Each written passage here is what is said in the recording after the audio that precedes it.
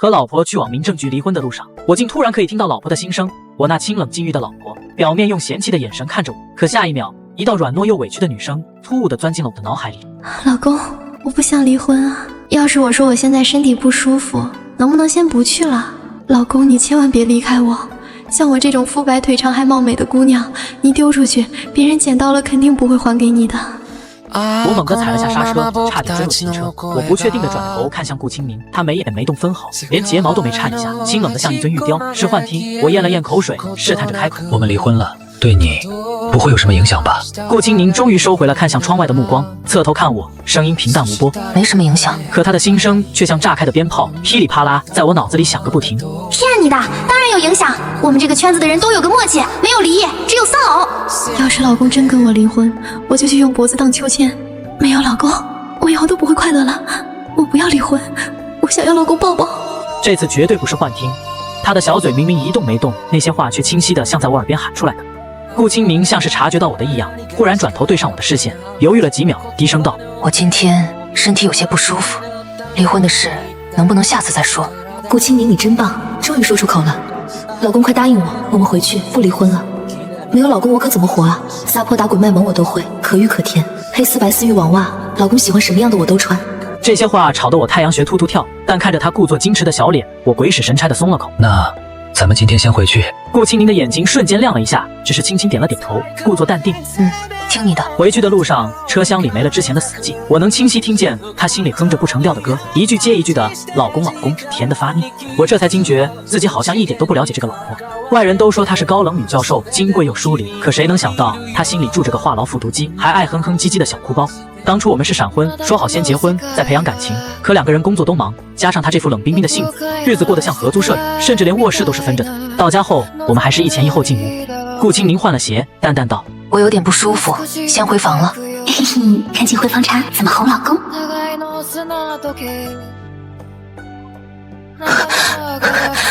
对了，我的絲襪都藏哪兒了？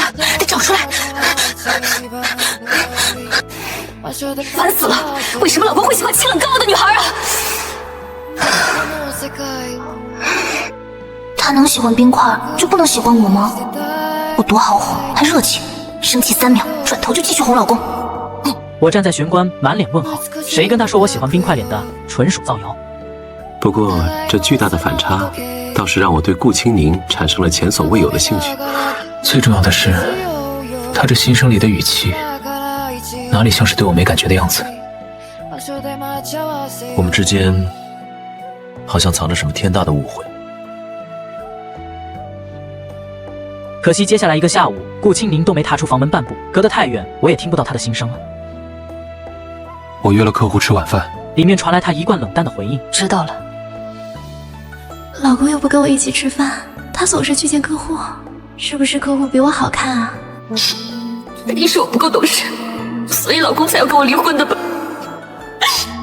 眼睛都哭腫了，等下要趕緊冰敷。我站在門口，腳步頓住，心裡五味雜陳。印象裡的顧清寧永遠是冷靜自持的，別說哭了，連皺眉都少見。誰能想到他背地裡會因為這種事偷偷掉眼淚？和客戶談完項目，我沒多逗留，早早回了家。洗完澡躺在床上，我盯着天花板發呆，腦子裡亂成一團麻。這婚到底還離不離了？我這人一向不喜歡拖泥帶水，離婚前總得跟顧清寧好好聊一次，弄清楚他心裡到底是怎麼想的。正琢磨着，門口傳來了輕輕的敲門聲。請進。我坐起身，抬眼望去，顧清寧站在門口，剛洗完澡，長髮披散在肩頭，帶着淡淡的水汽。平日裡總是上揚的桃花眼，此刻微微垂着，眼尾泛紅。有事嗎？我身體還是有點不舒服，你能幫我看一下嗎？他的聲音比平時軟了幾分，帶着點不易察覺的羞澀。老公別拒絕我，我真的會哭。我準備了一晚上，做了好久的心理建設才敢來的。我又不是醫生，實在不行，我帶你去醫院看看。剛要邁步，一隻雪白柔嫩的小手突然按住了我的肩膀。不用去醫院，我知道怎麼回事，就是老公別這樣看着我，小鹿都要撞出胸腔了，好緊張。他今天怎麼這麼帥呀？老公，我渾身軟軟的，你能幫我揉揉嗎？話音落下的瞬間，整個房間陷入了死一般的寂靜，我甚至能感覺到他的心聲都戛然而止，空氣仿佛凝固了。下一秒，顧清寧的小臉爆紅，從臉頰蔓延到耳根，他抿着嘴，一句話都說不出來。你胸口悶。我怎麼把心裡話喊出來了？明天要说的不是這個，顧青寧，你笨死了。所以要解釋一下嗎？結果他突然伸手拉着我的手，按在了他的胸口位置。就是胸口悶悶的，你幫我揉揉就好了。人有多大膽，地有多大產，都走到這一步了，怕什麼？老公，你快揉啊，別愣着。我的手附在他柔軟的肌膚上，下意識動了一下。下一秒，顧青寧像是被燙到一般，渾身的皮膚都染上了一層薄粉，連指尖都在微微發顫。我記得胸口悶可以吃逍遙丸，我去給你找。話沒說完，顧青寧竟條件反射地按住了我，大概是他力度沒控制好，我腳下一個踉蹌，兩人一起倒在了床上。他壓在我身上，鼻尖幾乎要碰到我的下巴。混亂中，我感覺到他的手好像摸到了我的腹肌。臥槽，8塊腹肌，手感絕了！我一生行善積德，摸一下怎麼了？不過分吧？再摸一下，就一下。你先起来，我被你压得也胸悶了。顧青寧果然只是敢在心裡狂野，頓時手忙腳亂地撐着床要爬起来。对不起，我不是故意的。我看着他慌慌张张的模樣，忍不住伸手扶了他一把。就在我的指尖觸碰到他腰肢的那一刻，顧青寧渾身猛地一僵，緊接着整個人軟成了一灘水，重新倒在了我身上。你這樣，我真的很難相信，你不是故意的。不是的，我的腰不能隨便碰，有點敏感。看着他泛紅的耳廓，忍不住想逗逗他，結果還沒來得及開口，就聽見他的心聲又開始碎碎念。怎麼辦？摸到腹肌了，好開心，要被碰了，好癢，但是好舒服。老公的手好好看，想讓他多摸一會兒。顧青寧，你清醒一點，太變態了。唉，行吧，高冷女教授的人設算是徹底在我這兒崩塌了。2分半後，我們倆面對面坐在沙發上，顧青寧依舊板着一張小臉，努力維持着清冷的模樣，可臉上的紅暈卻遲遲褪不去，看起來像只故作凶狠的小貓咪。他不說話，只是盯着我，好像在等我先開口，但他的心聲卻早就暴露了他的心思。除了談戀愛，我什麼都不想跟老公談。上次他說要談談，是不是要談要不要我的事？早知道穿件性感點的睡衣了，虧死了。之前我說要離婚，你答應的那麼乾脆，我以為你也覺得我們的婚姻出了問題。我不覺得有問題，一直按婚前說好的相處。我很好奇你離婚的理由。可惜被他的心声破壞了氛圍。老公为什麼要離婚啊？是不是外面有狐狸精了？是哪個小賤人搶我老公？比我好看，比我身材好，比我學歷高，比我裝得更性冷淡。雖然我是裝的，但是我裝得很像。你先閉嘴！一連串的質問吵得我太陽穴突突直跳。話音落下，世界瞬間安靜了。我沒說話。下一秒，他的心聲又響了起來，還帶着點小興奮。老公好凶，可是凶起來也好帥。突然想跪下來叫主人怎麼辦？顧青寧，你太變態了。可是老公說的話好像也不是不可以啊。這愛好還真是有點超出我的預料。高冷女神教授的外殼下居然藏着這麼多奇奇怪怪的小心思。我提離婚跟狐狸精沒關係，婚前說好相處幾年沒火花就好聚好散，這2年太忙，日子像合租，我以為你也厭倦了這種平淡。而且我聽說你高中的時候喜歡過一個學長。提到學長2個字，顧青寧臉上的清冷面具瞬間裂開，原本已經消退的粉紅從脖子根開始一點點蔓延到臉頰，最後連耳根都紅透了。看着他這副模樣，我心裡剛燃起的那點希望瞬間被澆滅了。這種反應任誰看了都會覺得他心裡還裝着那個學長吧。要是你心裡有人，就沒必要勉強跟我在一起了。我離桑不可能接受自己的太太心裡藏着別的男人。啊，別的男人？老公居然吃醋了，好開心。什麼別的男人？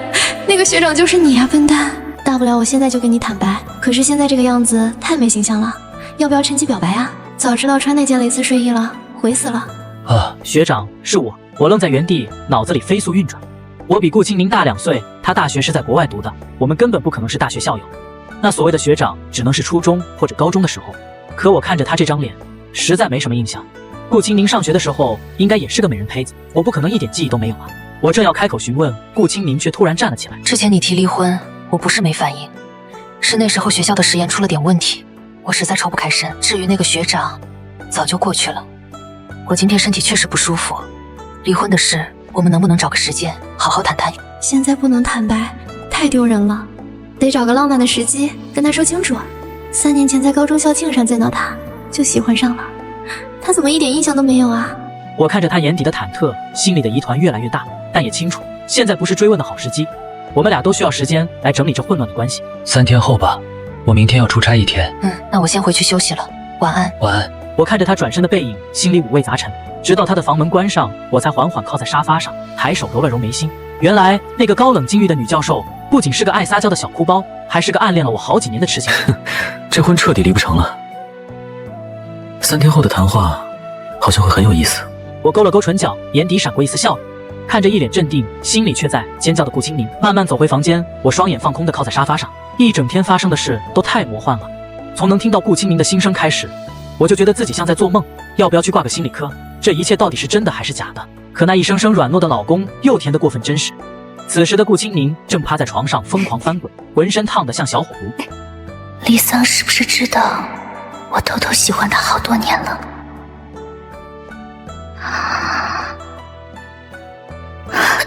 不对啊，要是黎桑知道学长是他自己，怎麼還會介意我心裡有人非要離婚？而且他怎麼會知道這件事的？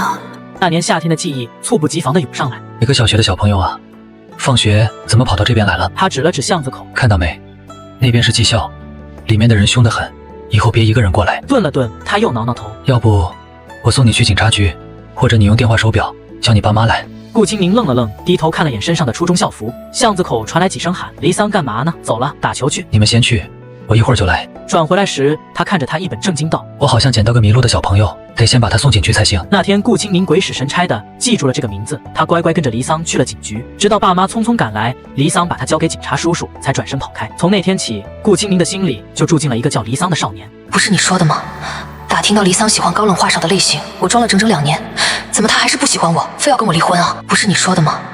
打聽到黎桑喜歡高冷话少的類型，我裝了整整2年，怎麼他還是不喜歡我，非要跟我離婚啊？寶貝，我早說了這消息未必靠譜，所以你們真離了？那倒沒有，我說我身體不舒服，半路折回來了，然後我腦子一抽，還色誘他了，現在還在跟你發消息，你就知道我多失敗了。手機那頭的雲晴差點把剛喝進去的奶茶噴出來。顧清寧趴着，小臉皺成一團，打字的速度都慢了半拍。他今天還問我是不是喜歡一個學長好多年了，說他不接受自己老婆心裡裝着別人，可是哪裡有別人啊，一直都是他一個人好不好？雲晴看着消息驚得瞪大了眼，這劇情歌女評霸總文裡不得寫個365章。那你們接下來怎麼辦？我們約好了3天後等他出差回來好好談談，我不想裝了，太累了。早上好，我做了早餐，一起吃。早上好，辛苦你了。老公，穿黑衬衫也太帥了吧，我浑身都要軟了，好喜歡好喜歡。完蛋，老公怎麼一直看着我不說話？我是不是又說錯話了？我這才驚覺之前他念叨的黑絲白絲漁網襪根本不是隨口胡說，表面上一本正經的高冷女教授，心裡竟然這麼放得開。莫名的我竟有點期待。出門前我看了眼顧清寧，猶豫了一下，還是說了句：“我走了。”等等，你領帶歪了。快，讓我幫老公整理，別找鏡子，鏡子沒我手巧。落地再系也一樣。可聽到他的心裡話，手上的動作頓住了。我看向一臉清冷的他，緩緩開口：“不好意思，能麻煩你幫我弄一下嗎？我就不進去了。”我幫你弄吧。我這才發現他的演技其實一點都不好，那雙漂亮的桃花眼裡藏不住的高興和雀躍，以前怎麼就沒注意到呢？他走近伸手幫我整理領帶，其實領帶根本沒歪，他只是想找個借口靠近而已。別人老公出差都有愛的抱抱告別，我只能自己找借口。不過沒關係，他們的老公沒有我的帥。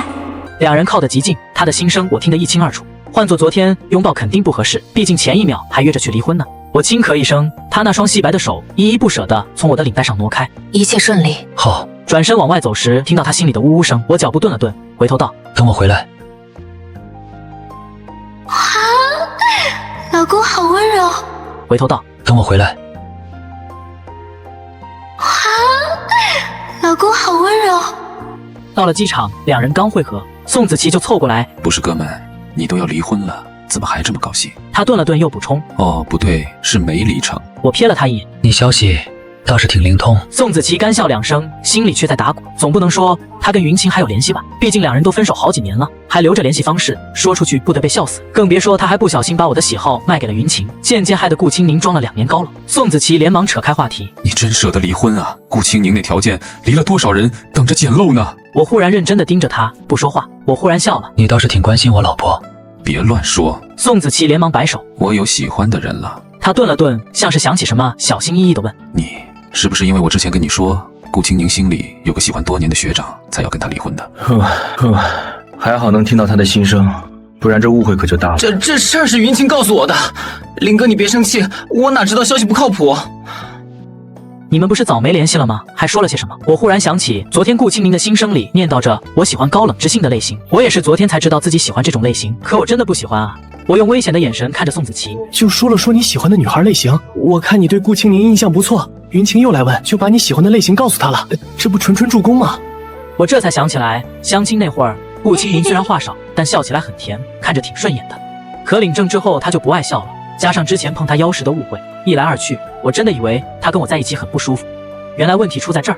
我深吸一口氣，人家的兄弟是助攻是軍師，怎麼到我這兒就出了個豬隊友？那你告訴他我喜歡什麼類型？那你告訴他我喜歡什麼類型？就是優雅之性、高嶺之花那種啊！你拒絕學妹時說喜歡獨立高冷的。宋子琪，你真是我的好兄弟，真話和借口都分不清是嗎？錯了哥，誰讓你沒談過戀愛？我哪知道那是借口？誤會根源找到了，但最大問題還是我們自己，結婚2年都沒好好聊過。與此同時，另一邊的顧清寧正走在去實驗室的路上。其實顧清寧只要不在離桑面前都很正常，說他高冷是裝的也不盡然，他在外面向來都披着高冷的外皮。走進實驗室時，原本湊在一起小聲嘀咕的4個學生瞬間站直身體，規規矩矩地喊：教授早上好。顧清寧面無表情地點點頭，早上好。行了，現在說說你們交上來的實驗數據。他在實驗室裡從早上待到下午，盯着學生們把一個個錯誤的數據糾正過來，直到雲晴的電話打進來，他才發現已經晚上6點半。他看了眼手機沒接，繼續手裡的工作，連手都沒抖一下。時間不早了，你們先回去吧。穿着白大褂的女生柳霜恭恭敬敬地問：老師要跟我們一起去吃飯嗎？男生秦川也連忙附和：對呀，老師。學校對面開了家烤肉店，我們請您。不用了，你們去吃吧。我只希望下次交上來的數據不要再差這麼多了。他抬眼掃過兩人，眼神冷冽。對不起老師，我們下次一定會注意的。嗯。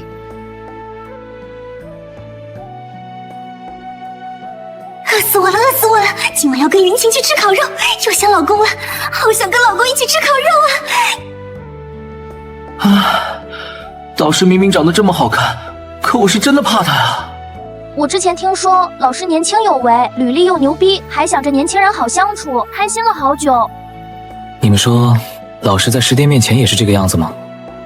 此時的顧清寧正坐在雲晴的車上。我真的覺得你的情報出錯了。要是錯了，宋子琪那小子就死定了。我真的覺得你的情報出錯了。要是錯了，宋子琪那小子就死定了。我真的不想跟他離婚。離不了，一會兒姐帶你去補充裝備。顧清寧向來信任雲晴，聽他說離不了，心裡就踏實了。至於裝備，先去看看再說。這能進去嗎？會不會太奇怪了？反觀雲晴淡定得很，直接拉着他往裡走。你不是說色誘失敗了嗎？肯定是不夠伎倆，這波姐給你參謀參謀。這不太好吧？顧清寧的聲音帶着猶豫，腳步卻誠實地跟着雲晴往裡挪。我一點都不想離婚，好不容易才跟離桑結婚，才不要放手呢。出差不算順利，見的人太多，硬生生拖了快1個星期，酒喝的胃都快出血了。總算敲定合作意向。跟顧清寧約好的回來談談，只能一拖再拖。以前他從不主動聯繫，這次失約打電話解釋後，他每天都會說早安晚安。那些文字乾巴巴的，一看就知道不常做這種事，卻莫名讓人溫暖。我發這些是不是打擾到你工作了？要是的話，我就不發了。我發這些是不是打擾到你工作了？要是的話，我就不發了。不會，很有趣。看着這些，我應酬時都沒那麼煩躁了。哦。雖然冷淡，但他分享越來越多。路邊晚霞，實驗室偷懶的貓，甚至食堂新菜色。明明出差了1個星期，忙得腳不沾地，可我卻覺得這7天比我們結婚2年的相處還要親密。幾天後，我終於踏上了返程的飛機。我沒有提前告訴顧清寧，想給他個驚喜，看看我忽然出現在他面前，他會是什麼反應。出了機場，我直接打車去了京大。站在實驗室門口，隔着玻璃往裡看，就見顧清寧冷着一張臉，對着4個學生訓話。那4個學生年紀看着跟他差不多，氣場卻被他壓得死死。我最後說一次，能做就做，不能做就申請換導師。要是你們覺得我帶不了你們，又不敢說，我可以自己去跟學校提。這還是我第一次聽到他這麼冷的語氣。而以前的顧清寧，看着總是那麼高冷，可說話的時候總能帶着一點不易察覺的溫和。我隔着玻璃看着他，忽然觉得，或许我也不是真的不喜欢高冷的。比如此刻穿着白大褂，气场全开的顾青宁，就该死的迷人。秦川正低着头挨训，眼角余光瞥见窗外的我，忍不住多看了2眼。秦川，你看什么呢？外面有你要的实验数据吗？说着，他顺着秦川的目光看过去，在看到我的瞬间，眼里闪过一丝错愕。是老公，老公回来了。老公是来接我下班的吗？我刚刚是不是太凶了？老公会不会误会我很凶啊？我不凶的，我超温柔的。都怪这群不听话的学生，破坏我在老公心里的形象。不算出差前早上的见面，我已经有168小时，也就是10080分钟，604800秒没见到老公了。好想他。一声声甜腻的老公吵得我耳朵发燙，嘴角却忍不住上扬。完蛋，我好像又被他吊成翘嘴了。我对顾青宁点了点头，示意他先忙。有了老公当观众，顾青宁瞬间没了训人的心思，但他还是板着小脸，尽量维持着教授的威严，对着4个学生道：今天我指出的问题，下次要是再犯，你们就不用来了，也别浪费我们彼此的时间。说完，他挥挥手，示意他们可以走了。4个学生如蒙大赦，齐刷刷地看向窗外的我。刚刚他们可是看得清清楚楚，教授看到这个男人的瞬间，气场都变了。我被他们看得坦坦荡荡，还友好地点了点頭。留下来继續做實驗。 4人這才麻溜地收拾東西，溜之大吉。顧青寧脫下白大褂，快步走了出來。走到我面前時，臉上帶着一抹淺淺的笑意，語氣裡帶着點歉意。不好意思，讓你久等了。你是來找林教授和黎教授的嗎？不是，是來接我老婆下班，一起去吃飯的。很抱歉失約了，之前說好了3天，卻耽誤了這麼久。 我的手靠近他臉頰時，顧青寧的心跳漏了一拍，心裡那些嘰嘰喳喳的碎碎念瞬間安靜下來。完蛋，就一個小動作，我好像又重新愛上老公一次了。這是喜歡上離桑的第999次，再多一次就是1000次了。他什麼時候才能喜歡上我啊？什麼時候才能喜歡上我啊？這一次，他的心聲裡帶着一絲不易察覺的難過，我心裡一緊，忽然覺得自己真的該好好了解他了。兩人並肩走在大學校園的林蔭道上。 看起來安安靜靜的，也只是看起來而已。我的耳邊正循環播放着顧青寧的單口相聲，他真的太能說了，而且騷話一籮筐，聽得我耳根發燙。聽到他心裡盤算着今晚要不要再試試色誘我時，我沒忍住，側頭看了他一眼。夕陽落在他的臉上，柔和了他精緻的五官。連日來出差的疲憊，好像在這一刻煙消雲散了。眼看快到晚飯時間，我開口問道：“你有什麼想吃的嗎？”顧青寧心裡早就念叨了800遍，想給老公烤肉吃，顯得自己賢惠。 可聽到我的話，他只是側頭看了我一眼，淡淡道：“你想吃什麼？”顧青寧，你怎麼回事？你倒是說啊！烤肉，烤肉，烤肉！老公問你呢，你裝什麼高冷？不是說了不裝了嗎？真想給自己2巴掌！我忍着笑，故意說道：“要是你沒什麼想吃的，我們今晚吃烤肉，怎麼樣？”都可以。心有靈犀，老公跟我心有靈犀。 開心開心超開心，我心情也跟着好了起來，主動找話題。剛剛是學生做了什麼，讓你這麼不高興？原本還在心裡哼歌的顧青寧，歌聲戛然而止。就是一個實驗，我都手把手教了，就差替他們做出結果了。結果他們對我其中一步驟存疑，自己擅自改了，導致最後數據全錯。其實懷疑很正常，可他們該做的是去驗證，不是嗎？可他們偏偏覺得自己是對的，連驗證都不願意。這已經不是第一次了，之前幾次都證明他們是錯的，我是對的。 老公剛剛看到我罵人，會不會覺得我很兇？會不會失望啊？其實我一點都不兇，我超溫柔的。我雖然對學術研究沒什麼興趣，但家裡人大多是搞科研的，多少能理解他的心情。對不起，我說這些是不是很無聊啊？我的生活本來就挺無趣的，除了實驗就是課題，我是不是個很無趣的人啊？怪不得老公不喜歡我。聞言，我認真地看着他，解釋道：“不無聊的，反而我還挺有興趣的。雖然我不是你這個領域的人。” 但對新鮮事物，我一直都很感興趣。聽到我的話，顧青寧的眼睛瞬間亮了起來。我第一次直觀地感受到，一個人的眼睛真的可以像星星一樣閃閃發光。原來他的情緒在我面前一直都這麼直白，只是以前的我從來沒花時間好好去看過。沒一會兒，我們就到了附近的烤肉店。點菜的時候，顧青寧像是因為剛才的話放開了不少，點了好幾樣我愛吃的菜。烤肉上桌時，店員問要不要幫忙烤，顧青寧想都沒想就拒絕。不用了，謝謝，我要自己給老公烤。 上次看到別的老師和老公吃烤肉，都是女生給男生烤，別人有的，我老公也要有。這是什麼奇怪的腦回路？就算羨慕，也該是我給他烤吧。不過很快，我就發現自己想多了。他是真的不會烤，看着他那雙白皙的手差點碰到滾燙的烤盤，我眼疾手快地握住他的手腕，玉手上已經燙出了一道紅印，看起來觸目驚心。牽手了，牽手了，老公牽我的手了。要是老公願意親親我，那就更好了。牽手了，牽手了，老公牽我的手了。要是老公願意親親我，那就更好了。很疼吗？要不要我去找店家要烫伤膏，或者出去给你买？不用了，我没事的，其實也不是很疼。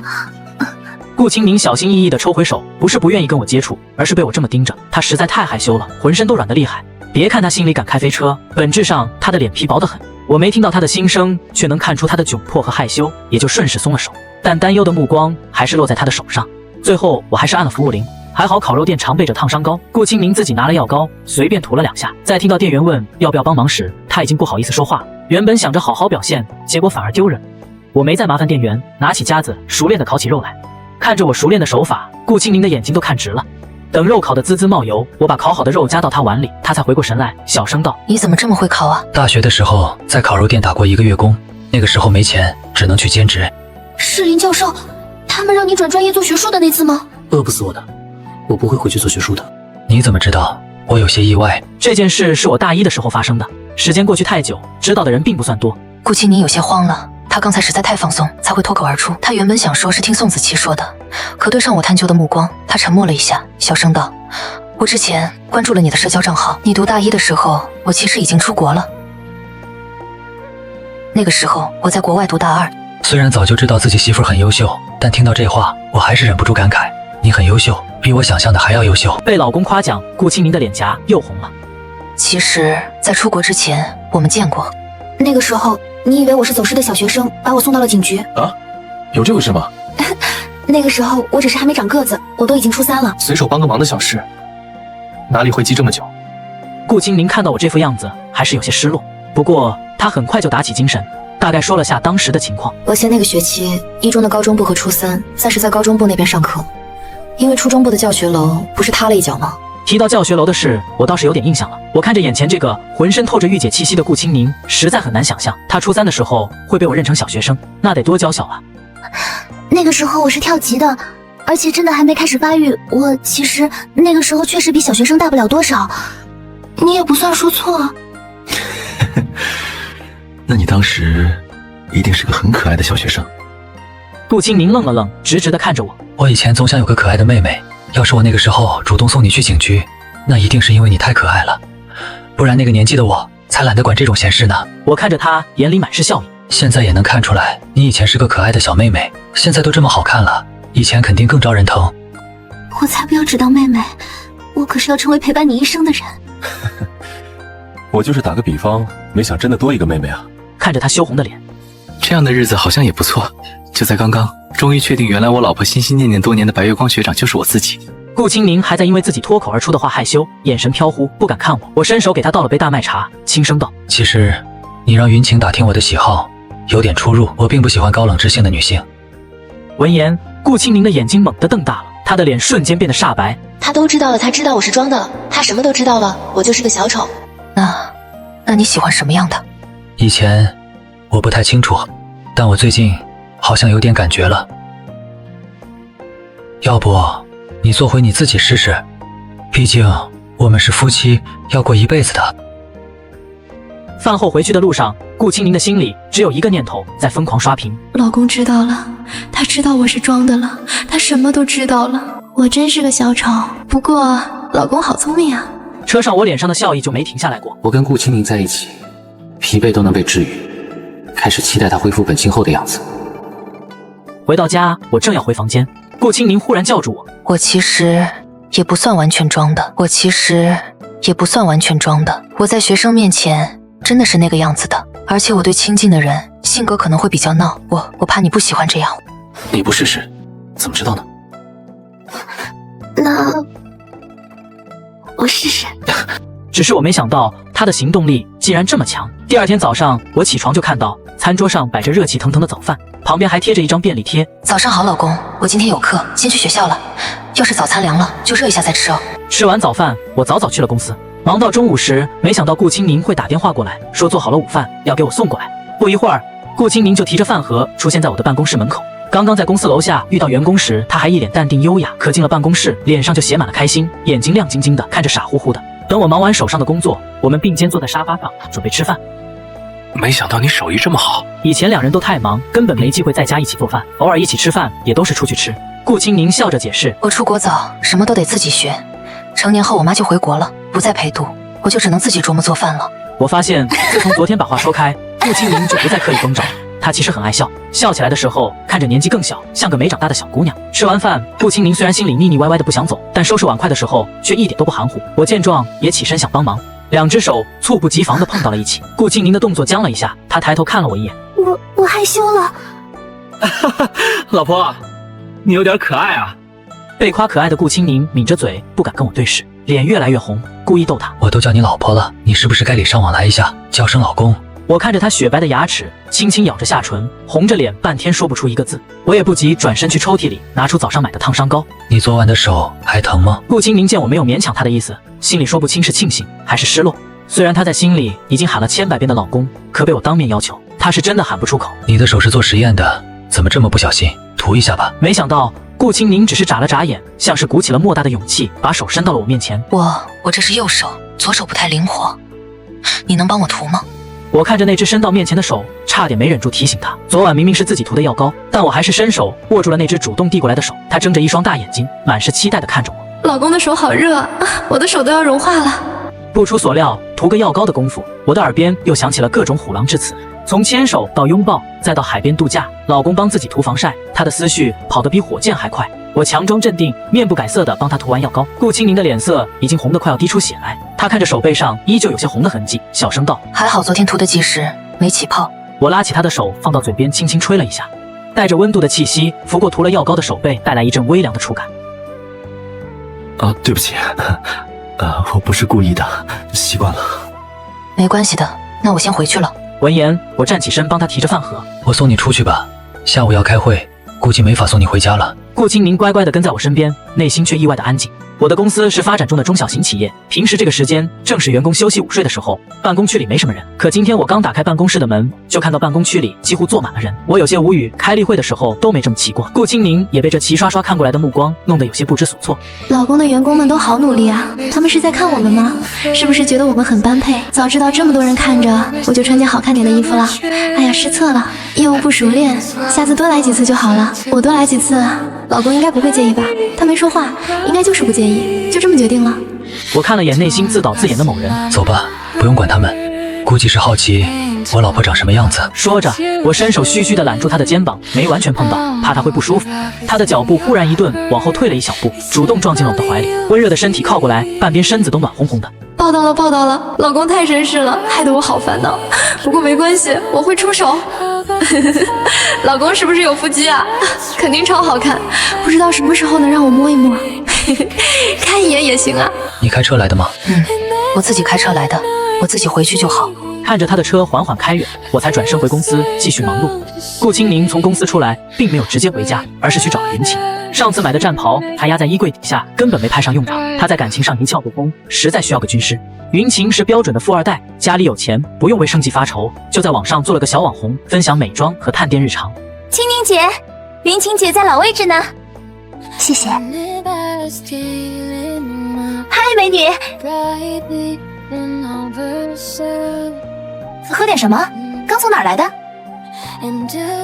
哎呀，你怎麼知道我剛跟我老公吃完飯過來找你的？我不喝咖啡了，老公剛剛給我泡了茶。合着你是來秀恩愛的？離桑到底怎麼忍得住？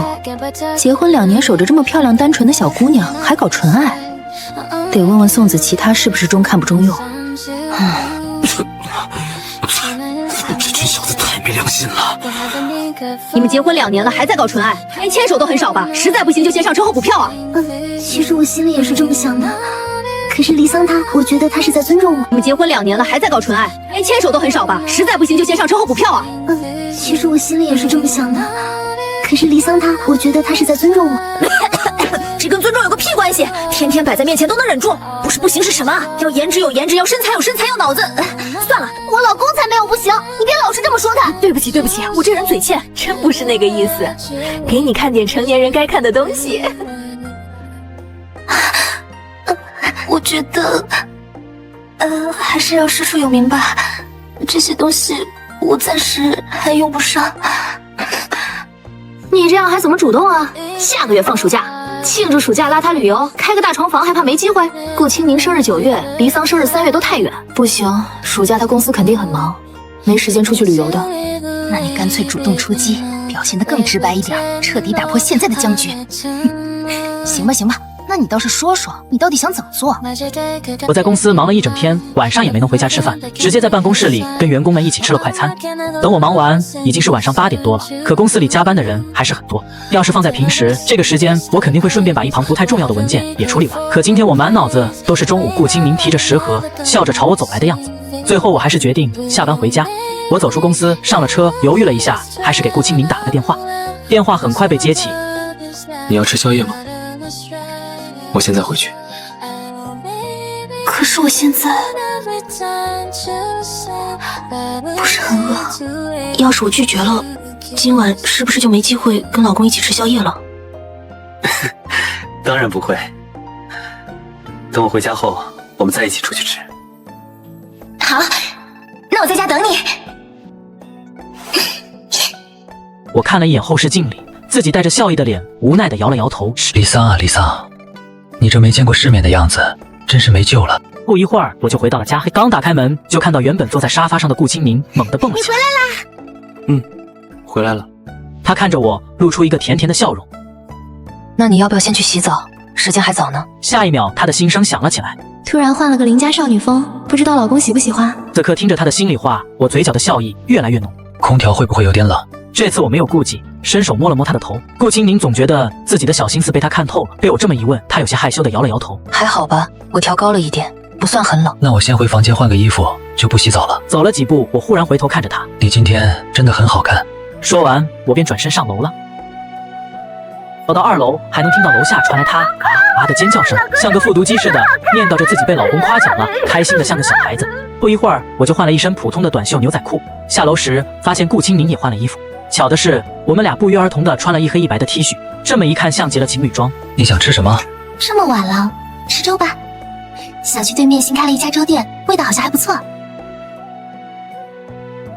你經常去吃宵夜嗎？還好吧，偶爾從實驗室回來太晚，或者晚上看書餓了就會去吃一碗。晚風吹過，拂起他的髮梢。我和顧青寧並肩走在夏夜的街道上。今晚的天氣很好，抬頭就能看到滿天繁星，兩人的心情也像這星空一樣明朗又愜意。顧青寧指着路邊的幾家店，認真的給我介紹。我忽然想起剛結婚那會兒，李桑，要不要一起去吃宵夜？不了，我趕稿呢，你自己去吧。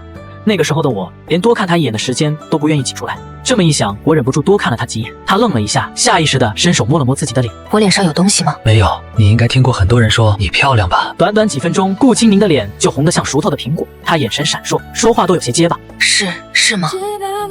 我這麼漂亮，你能牽我的手嗎？他看着我，小聲道。你應該也不算很吃虧吧？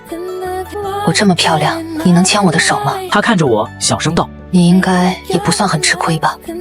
我沒怎麼跟女孩子相處過，我怕我進度太快會嚇到你，所以你要是有什麼想法，可以直接跟我說。最後兩隻手十指緊扣，他開心地晃了晃我們相握的手，歪頭對我笑了笑。原本以為他沒聽進去我的話，畢竟他剛才那副樣子明顯是害羞的沒腦子了。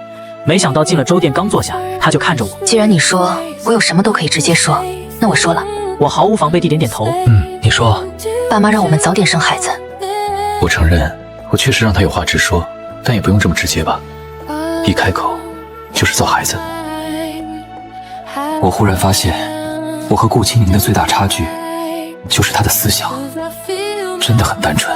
這種單純不是說他蠢，而是他的生活環境和我這種在商場上摸爬滾打的人完全不同。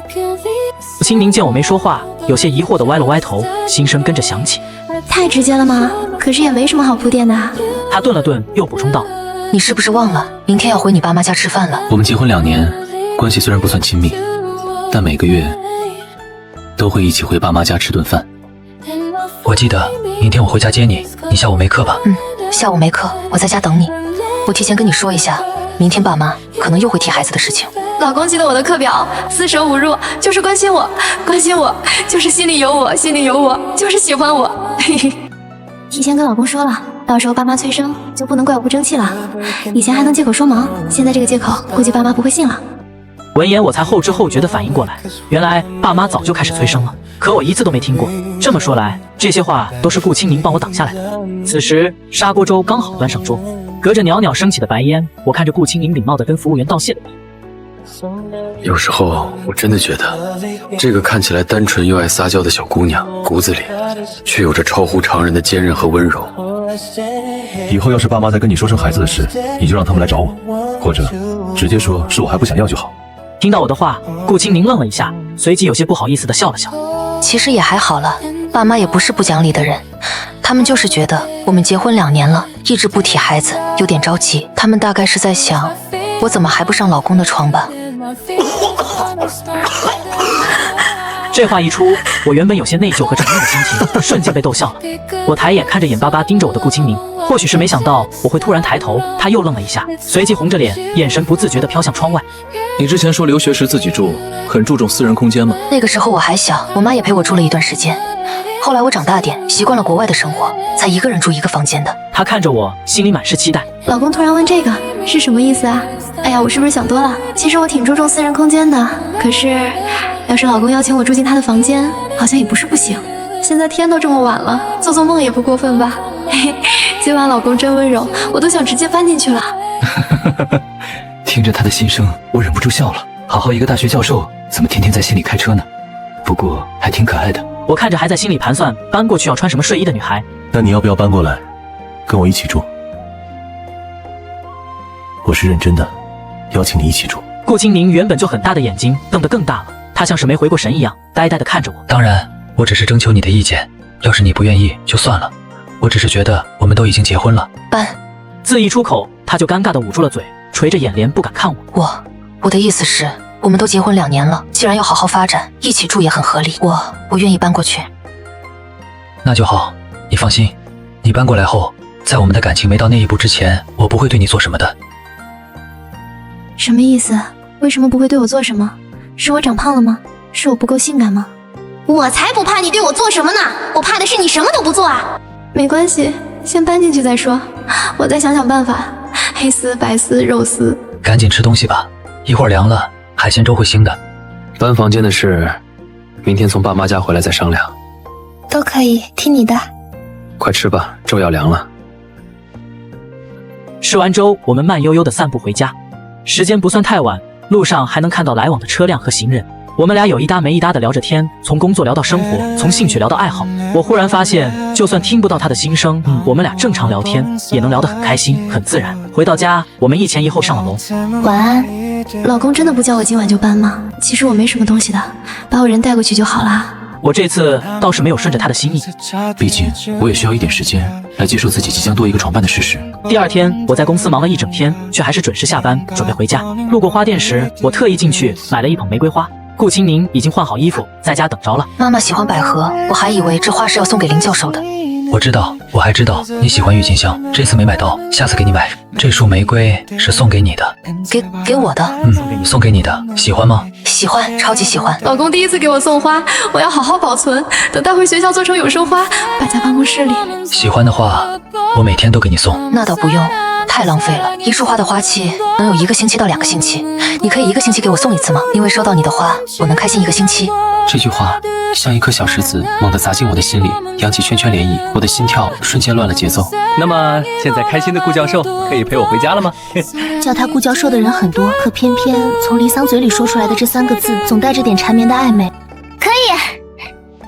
他小心翼翼地把花放在桌子上，伸手輕輕摸了摸花瓣，嘴角的笑意怎麼都壓不住。顧青寧愛上離桑的第999次，很快就能到1000次了。青寧愛上離桑的第999次，很快就能到1000次了。這是我除了上次聽到的998次之外，最認真的一次心聲。我看着他纖細的背影，原本就躁動的心跳得更快了。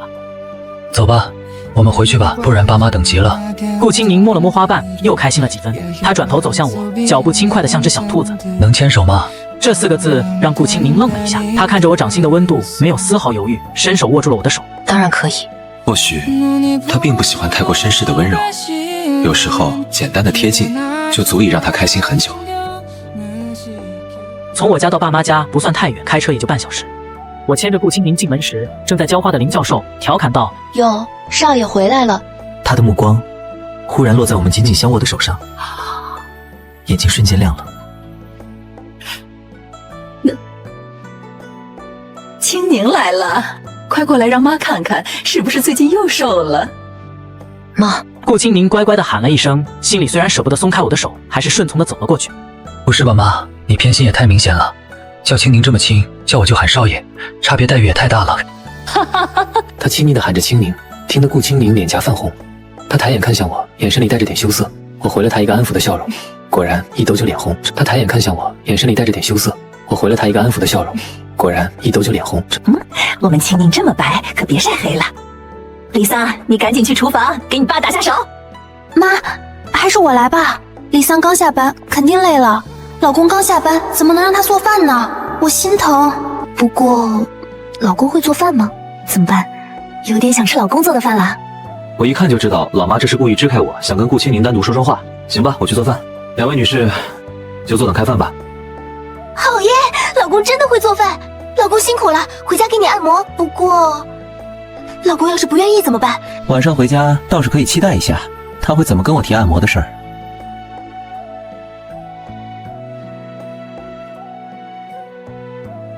哎呦，少爺回來了。爸，辛苦你了。清寧，快去客廳坐着，爸給你做了你愛吃的蒜香排骨。好，要是需要幫忙，隨時叫我，我做飯也很好吃的。我看着爸媽對顧清寧的態度，忽然意識到，結婚2年多，我好像第一次發現，在這個家裡，我媳婦兒好像比我更受歡迎。看什麼呢？人都沒影兒了，你這魂不守舍的樣子，我還以為你們倆是剛結婚呢。一頓飯吃得其樂融融，直到林教授放下筷子看着我，直截了當的開口：“李桑啊！”我心裡咯噔一下，有種不好的預感。我嗯了一聲，不動聲色的給顧清明加了塊蒜香排骨。看着他臉紅的樣子，聽着他心裡冒泡泡的喜悅，我覺得這頓飯吃的還挺有意思。林教授看着我，開門見山：“你年紀也不小了，打算什麼時候跟清寧要個孩子啊？”唉，你姐跟你姐夫1個月見不了幾次面，我也就不催了。可你跟清寧天天住在一起，怎麼也沒點動靜。爸媽，是我太忙了，學校和實驗室的事情太多了。你別替他掩飾了。你的課表我去學校問過了，根本沒你說的那麼忙。哎，媽，我之前是真的太忙了，公司剛起步，很多事都要親力親為。那是之前，現在呢？現在公司穩定了，你還有什麼借口？對啊，現在呢？老公是不是想要個寶寶了？我可以隨時配合的哦。顧教授表面上一臉正直，盯着我看，好像半點私心都沒有，可心裡早就開啟了小車。真是個口是心非的小家伙。現在不忙了，你們也別急啊，這種事順其自然就好。要是太着急了，反而容易有心理壓力。老公是什麼意思啊？是真的想要寶寶了嗎？可以的，老公，我今晚就回去，把夢雲送我的那些東西都搬出來。吃完飯，我們陪着2位老教授看了會兒電視，聊了會兒天，就準備回家了。回去的路上，我一直在等顧清寧主動跟我提按摩的事。結果他一路上都沒哼聲，甚至連新生裡都沒提半個字。到家之後，我故意伸了個懶腰，還伸手按了按自己的肩膀，暗示的不能再明顯了。果然，顧清明注意到了，他看了一眼我的動作，猶豫了半天，才小聲開口：“我之前跟學校的女老師們學過一點按摩，你要是累了的話，要不要試試？”我超厲害的，老公快試試吧，求求你了！不試試我會很難過的。我不知道老公喜不喜歡，不讓我進去啊！我心裡的小鹿在蹦躂，都撞死了。老公，你開門啊！老公，你開門啊！你要老婆不要，你老婆來了，放她進去。